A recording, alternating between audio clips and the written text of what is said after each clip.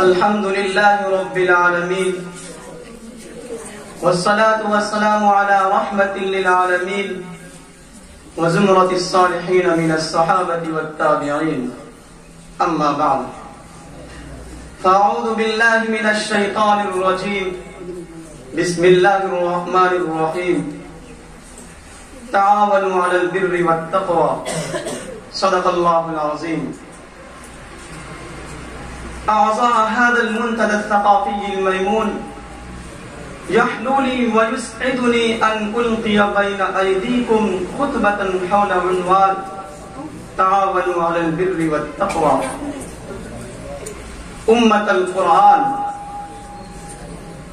التعاون على البر والخير ثمرة من ثمرات الإيمان وحاجة أكيدة للإنسان، وهو سبب من أهم أسباب الألفة والمحبة بين الناس، وطريق موصل إلى رضا الله وجنته.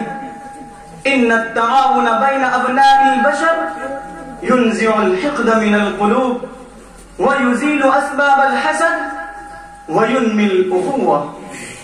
أيها الزملاء، عن أبي موسى الأشعري رضي الله عنه قال: قال رسول الله صلى الله عليه وسلم: المؤمن للمؤمن كالبنيان يشد بعضه بعضا ثم شبك بين أصابعه.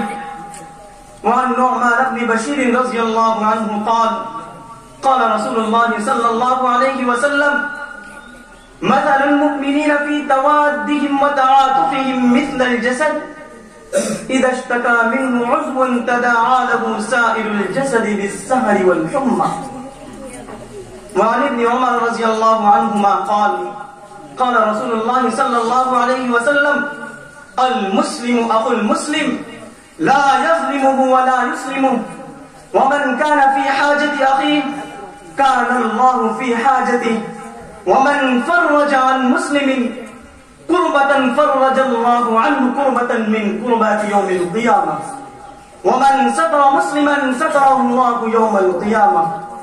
أنا أكتفي بهذه الكلمات، والسلام عليكم ورحمة الله وبركاته.